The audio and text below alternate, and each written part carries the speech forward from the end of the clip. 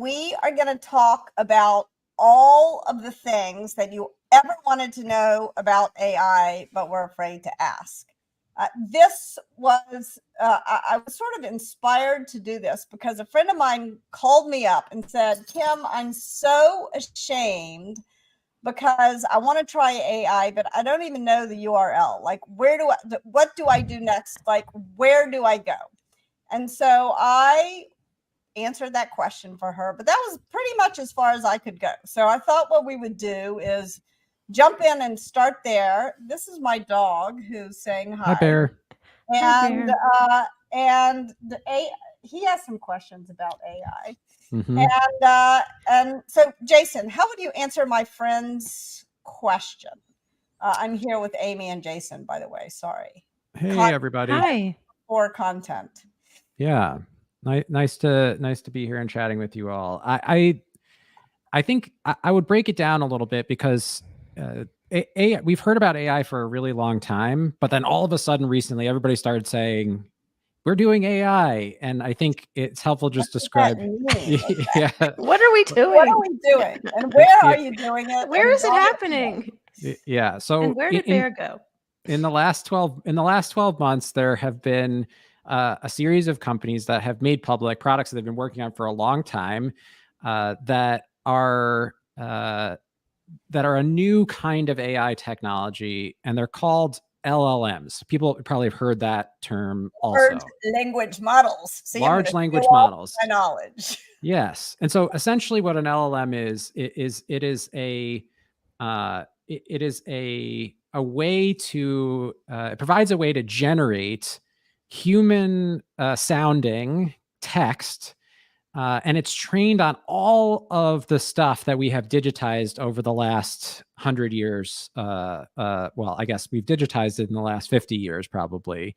But everything that we've digitized has essentially been fed into these large language models. So that's what makes it good at sort of sounding like a human being.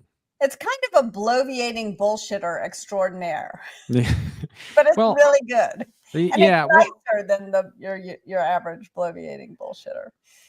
I would to give the AI some credit. And the engineers and designers behind the AI some credit. What one of the things that they try to do is to evaluate the quality of the AI is to say how much more often is the AI better than sort of random guessing. And the current iteration, so we're going to show a few different companies' versions of these things, but the current iterations of these things are better than random guessing 99.95 and higher % of the time. Which is pretty amazing. So it's not just way better. Yeah, it's way better than your average bloviating. Yeah, but I'm curious, Kim, like what was in your mind that you were going to bloviating blowhards on that? Well, it's kind of making stuff up. It doesn't have any concept of what's true or not true. It just kind of predicts the next word, right? That's what was in my mind. That is really important. Like it's like a subtle idea, and if you're new to thinking about AI, I don't want this to be overwhelming, but it is really, the way to think about it is AI. These large language models are playing a word at a time game with you. Well, with themselves is maybe a better way to say it, which is when you say something to these models, what it tries to do is it says, what's the first best word, given the context that the person has just typed in, the words they just typed into me, what is the first best word that I could use to respond to that? And then once I've generated the first best word, I generate the second word that is best, considering both the first word that I just said and the context that you've given me. So it's literally trying to figure out a word at a time. But it's important because LLMs sound like people think they know what they're saying. And they think that it has a conception of truth, and it does not. Correct. It does not. We've already gotten to a very interesting place in this conversation. But now I'm going to channel my friend who's from Texas, and she would be saying, now, Kim, take me to the site. Tell me where to go. Enough abstraction. Sure. So there are 3 companies that very prominent companies that have produced chat interfaces for their large language models, meaning basically they've produced an app that you can use to talk to these large language models. And those companies are Anthropic, Google, and OpenAI. And so I'm going to share my screen now. And Anthropic is owned by whom? No, Anthropic is the name of the company, and their bot is called Claude. Their interface is called Claude. Google is the company, and their AI is called Gemini. And OpenAI is the company, and their bot or AI interface is called ChatGPT. And they're largely owned by Microsoft. But who funds Anthropic? That's a great question. Who watches The Watcher? Not me. I can look that up while you're opening things up, Kim. So let me bring up an example. So before I show like the AIs, which I'm going to get to in just a second, I wanted to give some context. So we're going to use it in a particular way. So one thing I wanted people to know is that even though AI is this buzzword thing that's happening, we use AI in our everyday lives. AI is used in our cars to detect if you've ever had the sort of like crash detection, right? Like slow down, you might be a rat or run into something. That's a version of AI. But probably the most common thing, if you're using a computer and watching this stream, that almost everybody has done is they've typed a search into a search engine. So here's an example of a search that you can type into Google. I asked Google, what is the largest state in the US and how do you calculate it?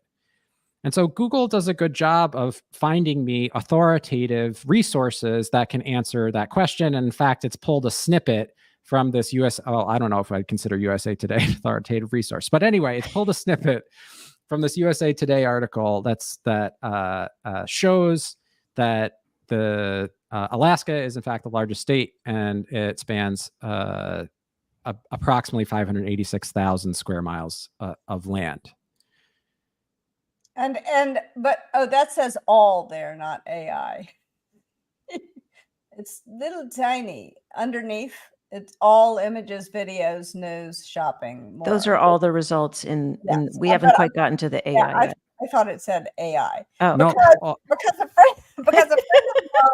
friend of mine did somehow manage to get AI baked into Google. Yes, some people wow. are doing a test right now where some people are seeing AI responses at the top of their Google search results. But she couldn't remember how she did that. And neither one of us could figure it out. So these are the kinds of stupid questions I would. But that's really interesting and something to keep an eye out for, especially since for those of us with our declining vision, that AI and all look very similar. At small sizes. So I want to show. Let's show. This is what, if you were to log in to Gemini, which is Google's AI, this is what you'd be greeted with. Is you're like, hey, Jason, how can I? Sorry to interrupt. You don't have to log in. You can just go to if you type in your search box Gemini, you can just go to Gemini and start playing with it. You don't have to log in. That is true. It won't. It when you log in, it saves your history and stuff like that, so you can come back and find the things that you've been working on. So that's helpful for that purpose. And Jason, just to be clear on the URL, was it Gemini.google? Yep. Here's my recommendation for the people who are looking for these things. Instead of trying to remember the URL, which we will put in the notes and make sure that people have access to, you can just Google each of these things. So you can Google Gemini, you can Google ChatGPT, and you can Google Claude, and that will bring you to their home pages without fail. So, can I make an observation? When my husband and I are driving somewhere, he likes to look at the map and I like to ask someone. Okay. And I think when I have a question like the one I'm asking you, I often go to him or I go to you and I ask, and I think both of you are wondering, why the hell can't she Google it? I mean, she used to work there. but so part of the reason why I wanted to do this is because for people out there who like to ask a person, getting onto AI is actually once you get onto it, it's more like asking a person than search is. So there you go. Yeah, but still, I think it's important to acknowledge that like finding AI, because these things run inside of apps or inside of websites, you still have to navigate to it. And I find personally, Yes. I never remember that the web address for Gemini is gemini.google.com. Every time I want to go to Gemini, I open Google and I type Gemini. Because it's easier for me to do that than to remember the special incantation, which is this URL piece up here. Yes. So that's why I was suggesting people do that. I do think that you're right, though. Right now, these are sort of like weird shibboleths. Like if you don't know exactly what the thing is called, it's sort of hard to find even where to start. So that's why we're hopefully sharing the names ChatGPT, Gemini, and Claude will help people make it easier for people to use Google to find what they're looking for. Perfect. All right. So now we're at Gemini. Yep. And so this is all there is. There's a box. It says, enter your prompt here, which I think is sort of unclear. What is a prompt? Yeah. Yeah. Jason, before you go to a prompt, just because I want to start from the very beginning. So I see that your image is up there in the top and it says, hello, Jason. So you've clearly made some sort of account, or it recognizes you. Is it done through Google, or did you have to do something separate to actually have this account through Gemini? I didn't do anything separate. This is just Google knew who I was and signed me in to Gemini. Because you have Gmail and all that. So because I have a Google account. Yep. Mm-hmm.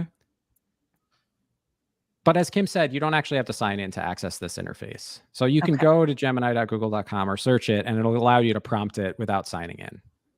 Yeah. And what it really should say is, what can I help you with? Right. It says that up here. It says, how can I help you today? And then down here, it confusingly says, enter a prompt. Yeah.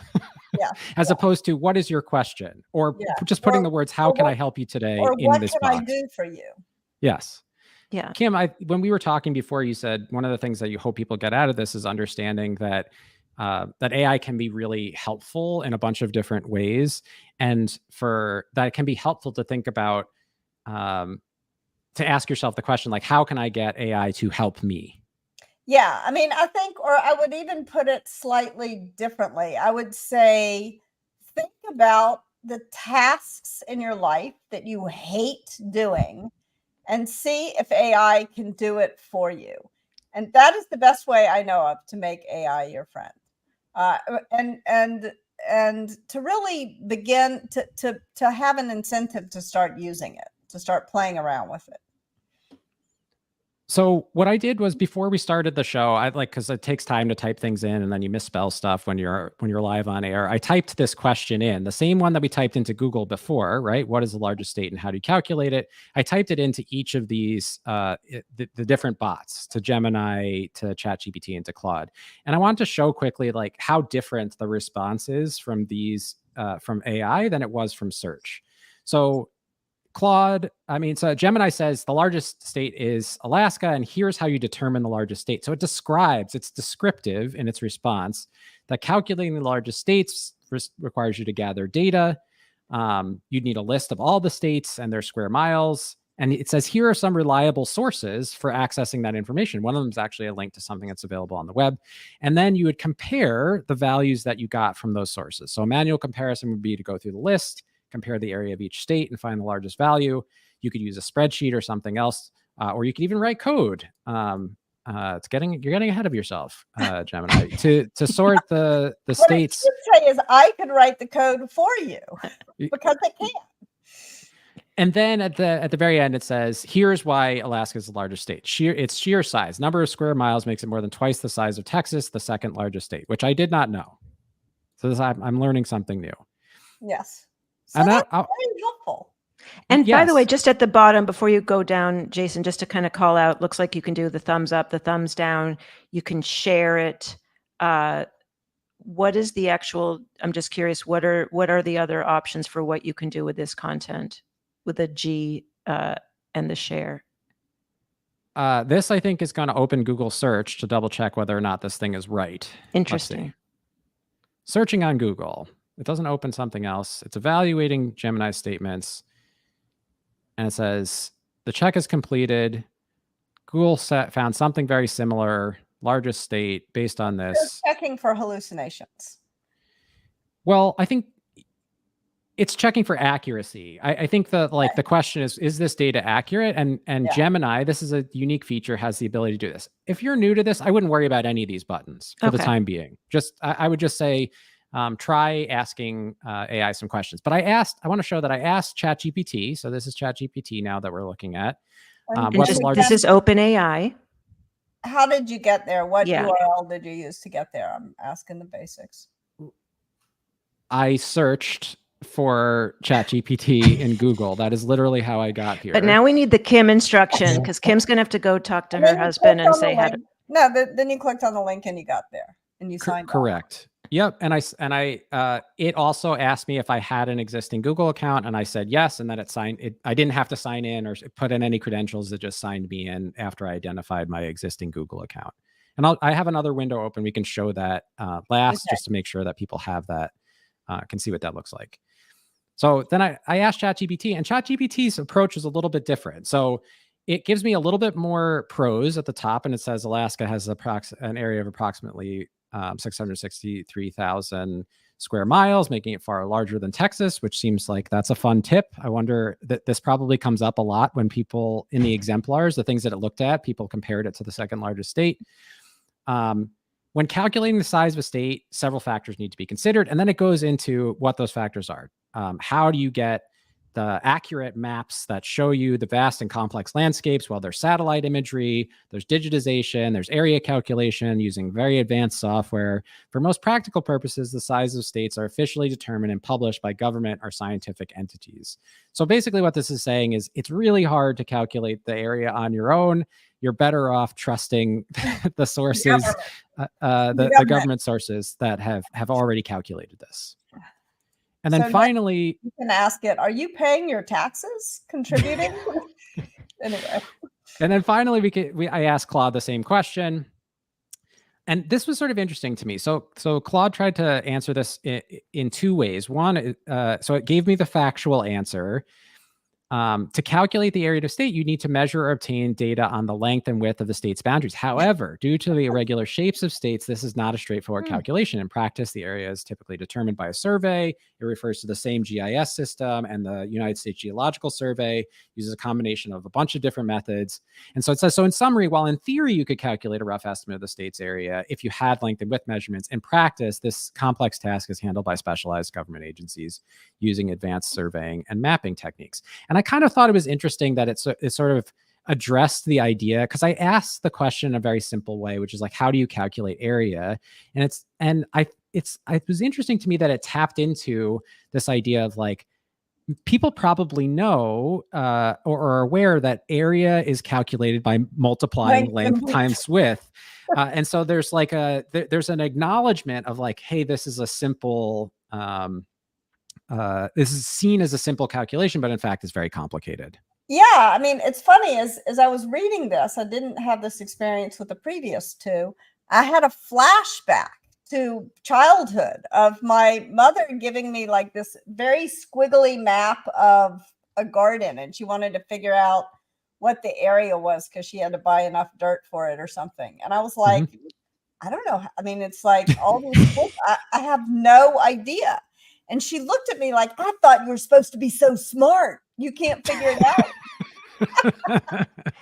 You're like, well, in theory, I could calculate a rough estimate of this area. It is really hard to calculate the area of a state. Yeah, it turns out, unless that state is Dakota, it turns out it's pretty difficult. Really even at Dakota, there's little squiggles, I'm sure. And so I think this covers a really common use case, which is you have a question that it's not trivial to answer, to get a fleshed out answer by using Google. So like you might on Google, for example, be able to click on one of the results, and the results might say something similar, but probably not. Like if we go back to, I'm now very nervous to click on the USA Today article. Who knows what comes? I'm not going to click on it. But if we go back, my guess is that the reporting about that information probably doesn't also answer the question of like how the size of a state gets calculated. Those might be in two different resources. And so one way that AI can potentially save you time, although you have to double check, you have to fact check AI because it doesn't know if it's telling the truth, but it could potentially save you time, is when you're asking for an explanation of how something is done. AI might be especially well suited to helping with those explanations. Yeah. One of my kids had, I thought, a very interesting use of AI. That they wrote an essay, and the essay was supposed to be in present tense. And I was looking over their shoulder, and I noticed a past tense, and I was like, "Oops! How many other past tenses are in the essay?" Yeah. And my child put it into AI. I don't even know where. It was so fast they did it. And said, point out all the times I use past tense, and just drop the essay in. And it was amazing. So anyway, that's a good, so that would be an irritating task. That was not cheating. My child wrote their essay, but to look for that kind of mistake would be a pain in the butt. So every time you have something in your life that is a pain in the butt, think, could AI do this for me? And I wanted to close today's conversation with what I hope is a little bit thought provoking for people who are new to AI, which is like we've been so far in this conversation, we've been treating AI like as so it can perform mechanical tasks, search for information, find the words inside this document that match or don't match these criteria. But AI can do some other things. And I wanted to show one more example of a way that AI can be really helpful. So in addition to being able to answer specific questions, you can also instruct AI. You can ask it to do something particular for you. So let me bring my screen back up. And here, is this the tab I want? Yes. The first thing that I did was I asked AI to. And this was in the Claude one. This is Claude. Yep. Okay. This is the same thing that the last thing that we were looking at. The literary one. Claude is a different font. Well, I do think there's a little bit of a sort of like, there's a bias toward like theatrical or literary, as you'll see in the response. So a unique thing about these large language models is that you can ask them to not only do a task, but to do a task in a particular way. So in this case, the task that I've asked the AI to do is the first bubble with my initials JR next to it, which is, please act as a newspaper reporter for the lifestyle section and ask me questions about my most recent trip. Try to get all the details about the things that I did that I enjoyed. At the end, write a brief article that summarizes all the cool things that I did that I can share with friends and family who might want to take the same trip in the future. And so you can see the AI's response. They literally in italics, they said pulls out notepad and pen. So that's where like the personality, the bias towards certain types of language. Yes. And Claude responds, "Hi there, I'm a reporter for the lifestyle section of the newspaper. I heard you recently took an exciting trip and I'd love to hear all about it. Do you mind if I ask you a few questions? First off, where did you go on your trip and what made you choose that destination?" And so I respond, and I went back and forth a couple of times with the AI. So I said I went to the Central Coast and visited Monterey, Carmel Valley, Carmel by the Sea. And then we get, I love this, scribbling notes. The Central Coast of California in the spring. What a lovely time to visit. Getting to see the baby seals and otters must have been adorable. And wildflowers too. Signs picturesque. What were some of the highlights of the activities? Did you go to any special tours or excursions to see wildlife? I said, we went to the Monterey Bay Aquarium, got to see animals up close. The otters in the bay made a raft so they could float together without anyone getting lost. It was very cute. And I stopped it here because you can see like the AI. So the AI got information about Monterey, but then it remembered the context of the original question about where did I visit? And it's asking me. Didn't get distracted. Correct. It didn't forget. It said, what about Carmel Valley and Carmel by the Sea? Any favorite spots or experiences that stood out to you? And this is where I think one of the superpowers of AI is that it can help you complete a task by performing the perfunctory parts of it, by like identifying all the words, but it can also help you complete tasks by helping you organize your own sort of thoughts, by helping assist you in the process of completing a task. And so if you find yourself like me, the reason why I thought about this prompt is I find myself often forgetting all the cool stuff that I did on a trip. And so I was like, like a really cool way to remember that would be to have AI help me produce this response. And so I'm going to finish this conversation after we're done today, and then I'll post the result alongside the video. It's going to write. I've never sent out a holiday letter, but maybe thanks to AI, I will this year. You heard it here first. Breaking news from our very first Demystifying AI. Maybe. I have a quick thing, and we have about 2 minutes. Can I show you something? Sure. That I used it to do. So as you two know, but not everyone in the world knows this, I'm writing this utopian novel. And in this novel, I'm trying to imagine a world with a different economic system that is not capitalism and not socialism, but is something different. And I have all kinds of ideas about what I'm going to call it, but I don't love any of my ideas. So I went to, hang on, I'm going to share my screen. See if we can make this work. You know, I'm going to just share my whole screen. All right, here we go. The riskiest click. The riskiest click. Do you see this? Even riskier than going to the USA Today. Go ahead. I don't see it yet. Don't see it. It's not working. All right. Here we go. Oh. Now do you see it? Yes. Now do you see it? I'm gonna. Are you in Gemini? Do you see Gemini? Yes. Okay. So what would you call an economic system that is not capitalism and not socialism? It gave me a bunch of dumb answers. And so then I was like, well, I need to give it some more information. So I sort of told it what I was trying to imagine. And then it gave me a lot of answers that also didn't work. But it was kind of getting interesting. So I said, give me some more ideas. Just like I don't like any of that.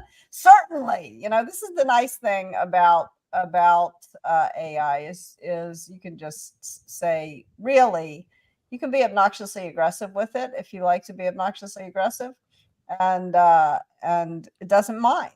You're not going to unflappable, yeah. So then I said, make something new up, and so it made some stuff up, and I said, maybe make it more profane and funny. This is getting into your wheelhouse. Yeah, and now like it went too far with karma. No douchebag. You didn't like the BS-free economy? Yeah. And then it gave me a bonus. And I was like, let's play on this. Measure what matters. So I was like, okay, I'm going to give you my ideas and see if you can make them better. And it gave me nice feedback. That's a great play on words. And it gave me some suggestions. Yeah. And then I'm like, how about playing with this? Share the scale economy. And it told me what it liked about that idea, and it built on the idea. And here's a bonus. So it's pretty good at brainstorming, actually.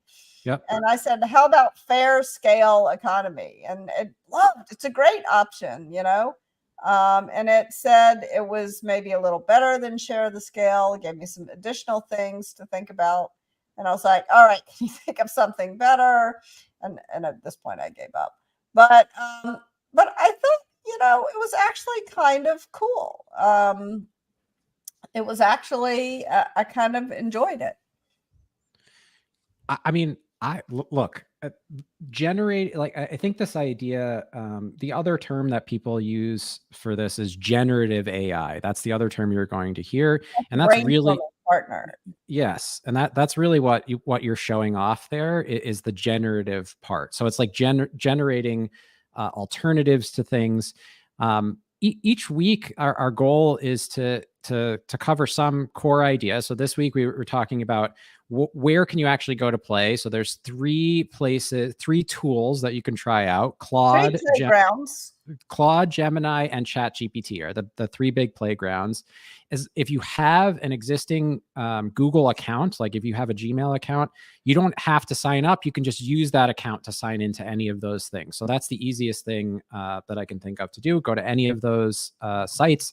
And like I said, the way that I get there almost every time is by typing Claude or Gemini or ChatGPT into Google. That's the easiest way to get there. And then don't be afraid about the blank page. Treat it like a toy. Like there's an opportunity to play and experiment here. So like if you have a silly question that you want to ask a silly question. If you have a serious question you want to ask a serious question. If you're trying to generate a new idea, you can try it back and forth. Or if you want the AI to partner with you in a particular way, you can ask it to behave in a particular way. Like I asked it to be the newspaper reporter from the lifestyle section. So hopefully all those things are clear. And if they're not, we'd love your feedback. So feel free to leave a comment wherever you happen to be watching this, and we'll try to check in on those so that when we meet again next week, we can make it better. And if you have some pain in the ass thing in your life that you would like AI to do, let us know what it is. And, maybe between the 3 of us, we can figure out how AI can help you eliminate all the pains in the butts in your life. And if there's a question that you're too afraid to ask anybody else, feel free to leave an anonymous comment on the video, and we will try to answer that for you in the coming weeks. Thanks so much. This was a fun conversation. Yeah, great to get started. Cheers. Thanks, Bye, everybody. Jason.